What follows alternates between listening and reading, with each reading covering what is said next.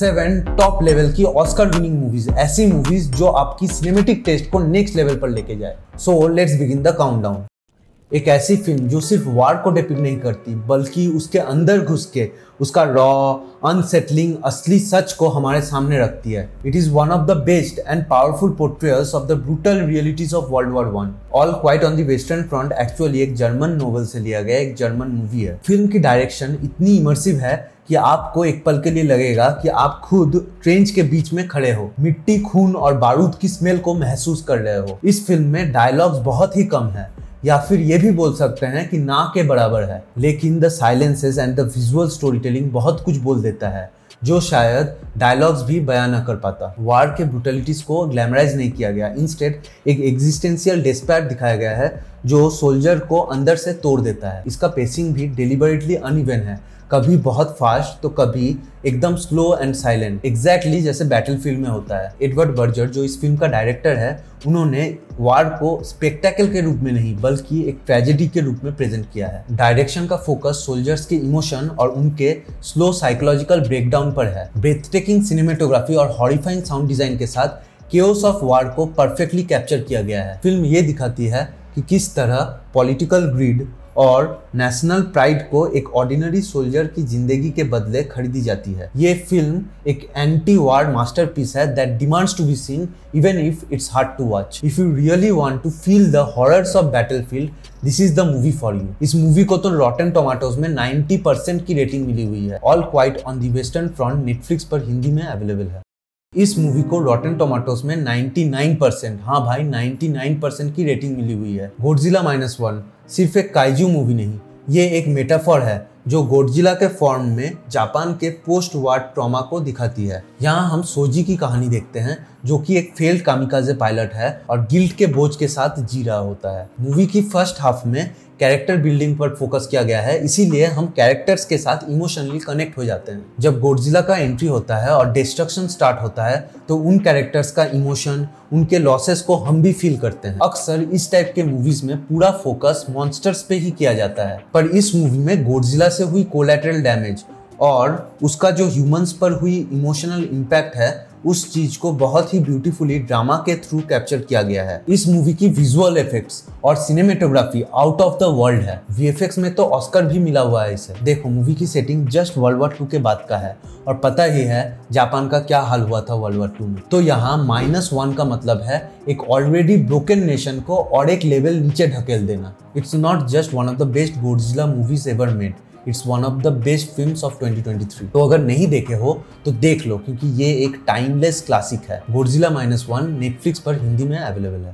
इस मूवी को Keynes film festival में 7 मिनट का स्टैंडिंग ओवेशन मिला था। टारंटिनो का once upon a time in Hollywood real events Manson murders से इंस्पायर्ड है। बस उन्होंने इस इंसिडेंट की एंडिंग को लेके छेड़छाड़ की और भाई it is one of the best endings in history of cinema. टारंटिनो अपने अनएक्सपेक्टेड मूवी एंडिंग्स के लिए फेमस तो है ही, लेकिन इस मूवी की एंडिंग देख के तुम सीट से लिटरली उछल पड़ोगे। अब स्टोरी की बात करें तो 1969 का हॉलीवुड, एक fading TV actor Rick Dalton और उसका best friend stunt double Cliff, इन दोनों की जिंदगी पैरेलल लाइन पे चल रही है। जहां रिक हॉलीवुड में एक अच्छा रोल पाने की कोशिश में लगा हुआ है, वहीं क्लिफ एक सस्पिशियस मर्डर के चार्ज के बाद नॉर्मल लाइफ जीने का कोशिश कर रहा है। टारंटिनो ने 1960s का लॉस एंजलिस को एक ड्रीमी नियॉन लिट नॉस्टैल्जिया में प्रेजेंट करने का कोशिश किया है। विंटेज कार, बिलबोर्ड, सब कुछ 60s की मैजिकल एरा में हमें ले जाती है। परफॉर्मेंस वर्ल्ड क्लास है। ब्रैड पिट को तो बेस्ट सपोर्टिंग एक्टर का ऑस्कर भी मिला हुआ है इस मूवी के लिए। अक्सर Oscar winning movies boring drama types होता है, लेकिन ये फुल एंटरटेनमेंट का रोलर कोस्टर है from the start till the very and. Don't miss masterpiece. Netflix और Amazon प्राइम पर हिंदी में अवेलेबल है।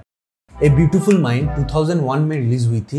ये जॉन नैश, एक नोबेल प्राइज विनिंग मैथमेटिशियन के लाइफ पर बेस्ड है। कहानी नैश के प्रिंसटन यूनिवर्सिटी के स्टूडेंट लाइफ से स्टार्ट होती है। वो ऑब्सेस्ड होता है अपना एक ओरिजिनल आइडिया को लेकर और इवेंचुअली वो नैश इक्विलिब्रियम को डेवलप करता है जो गेम थ्योरी में यूज होता है। ये ground breaking theory economics, politics and even everyday decision making में भी यूज होता है। मूवी के फर्स्ट हाफ में हम उसका इंटेलिजेंट, उसका कॉम्पिटिटिवनेस, उसका सोशल ऑकवर्डनेस देखते हैं, लेकिन जैसे जैसे मूवी आगे बढ़ता है हम डिस्कवर करते हैं कि उसके साथ जो कुछ भी हो रहा है वो एक स्किज़ोफ्रेनिक डिल्यूशन का पार्ट है। जॉन के लिए धीरे धीरे रियलिटी और इल्यूशन ब्लर होने लगता है।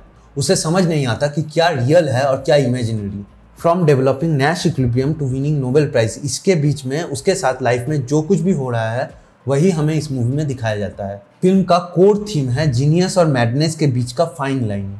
अगर आप हाईली इंटेलिजेंट हो तो there is a slight possibility that your mind can deceive you, और इससे साइकोलॉजिकल ब्रेकडाउन भी हो सकता है। इसी चीज को इस मूवी ने बहुत ही बारीकी से कैप्चर किया है। बाकी मूवी की बात करें तो परफॉर्मेंस, स्क्रीन प्ले, डायरेक्शन, हर एक एस्पेक्ट में मूवी टॉप नॉच है। एक एक्स्ट्रा ऑर्डिनरी माइंड को बहुत ही ब्यूटीफुली कैप्चर किया गया है। इसमें ड्रामा, मिस्ट्री, रोमांस सब कुछ है। बहुत ही खूबसूरत फिल्म है, एक बार जरूर देखना। नेटफ्लिक्स और प्राइम वीडियो पर हिंदी में अवेलेबल है। Cast Away without any doubt survival movies का गोट है। 2000 की मूवी है, पर आज भी जब मैं इसे देखता हूँ वही इमोशनल कनेक्शन फील होता है जब मैं इसे पहली बार देखने पर हुआ था। ये स्टोरी है चक नोलैंड की, एक फेडेक्स एग्जीक्यूटिव जो एक प्लेन क्रैश के बाद एक सुनसान आइलैंड पर फंस जाता है, सिर्फ एक वॉलीबॉल के साथ। और उस वॉलीबॉल का नाम है Wilson.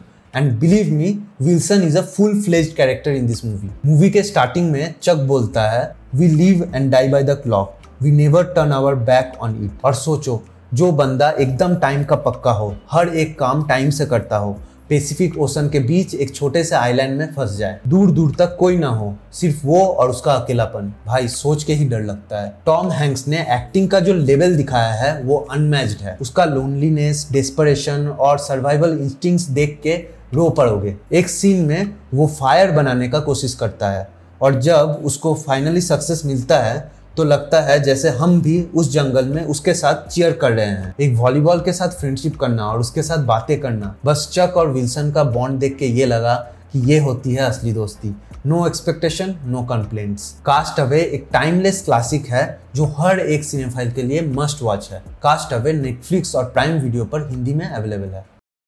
Next movie Django unchained, Django unchained, क्योंकि ये कहानी है जैंगो की, एक स्लेव जिसे एक German bounty hunter doctor King Schultz आज़ाद कर देता है। स्लज जैंगो को अपना पार्टनर बना देता है क्रिमिनल्स को ढूंढ के मारने के लिए। लेकिन जैंगो का असली मिशन है अपने वाइफ को एक cruel plantation owner Calvin Candie के कब्जे से रेस्क्यू करना। It's not just a revenge story, ये एक जर्नी है एक स्लेव से एक सुपर हीरो बनने तक की। टारंटिनो का डायरेक्शन है, मतलब स्टाइल, स्वैग और सैवेजरी सब कुछ एक ही प्लेट में। डायलॉग शार्प है, background score old school western vibe देता है और सिनेमेटोग्राफी एकदम पोस्टर मटेरियल। हर सीन में टेंशन, हर मोमेंट में ह्यूमर और हर शॉट में स्वैग। जेमी फॉक्स का परफॉर्मेंस अगर एक लाइन में कहूँ तो एकदम फाड़ू था बॉस। उसका डायलॉग डिलीवरी, उसका एटीट्यूड, उसका स्वैग, भाई एकदम लेजेंडरी कैरेक्टर। स्लेव हो तो क्या, नवाबी नहीं घटनी चाहिए। और लियो ने तो इसे एक्टिंग का मास्टर क्लास बना दिया है। इसकी एंडिंग देख के तो श्योर शॉट पगला ही जाओगे। जब किसी आदमी से उसकी आज़ादी छीन ली जाती है तो बदला लेना उसका हक बन जाता है, और ये बदला अगर फुल गैंगस्टर स्टाइल में हो तो मजा ही आ जाए। अगर तुम इसे नहीं देखे हो तो सब कुछ छोड़ के पहले जैंगो अनचेंड देखो। मैं फुल कॉन्फिडेंस के साथ कह सकता हूँ कि this is one of the best movie you will ever see. Netflix, prime video और सोनी लिव पर हिंदी में अवेलेबल है। Women cry watching Titanic, men cry watching Gladiator. Ridley Scott की टाइमलेस एपिक ग्लैडिएटर एक पूरी जनरेशन को honour और integrity का मतलब समझा दिया। मैक्सिमस डेसिमस मेरिडियस एक रोमन जनरल जो अपने एम्परर का वफादार है। Emperor Marcus Aurelius the most prominent stoic philosopher of all time. लेकिन कोमोडस अपने बाप मार्कस ऑरेलियस को मार देता है और पावर ले लेता है और मैक्सिमस को गद्दार बता के उसकी पूरी परिवार को मरवा देता है। ये एक वेंजियंस स्टोरी है। मैक्सिमस का एक ही मिशन होता है, अपने परिवार की मौत का बदला लेना और रोम की इज्जत को वापस लाना। एक इमोशनल रिवेंज टेल जो मास और क्लास दोनों को कनेक्ट करता है। मैक्सिमस का जर्नी, उसका character arc, from a soldier to a slave to a symbol. वो कहता है what we do in life echoes in eternity. मुझे तो लगता है every man should aspire to be like Maximus. Hans Zimmer की लेजेंडरी बैकग्राउंड स्कोर के साथ रसेल क्रोई और वॉकिन फिनिक्स की मास्टर क्लास एक्टिंग। 2000 की मूवी है पर आज भी हॉलीवुड की मूवीज को टक्कर देते। रिडली स्कॉट ने उस टाइम पे एक ऐसा मास्टरपीस बना दिया था कि उसकी 2024 की ग्लैडिएटर 2 भी इसके सामने फीका पड़ गया। ग्लैडिएटर सिर्फ एक फिल्म नहीं, एक एक्सपीरियंस है। ऐसी मूवी सदियों में एक बार आती है। ग्लैडिएटर प्राइम वीडियो पर हिंदी में अवेलेबल है। आज के लिए इतना ही। Signing out.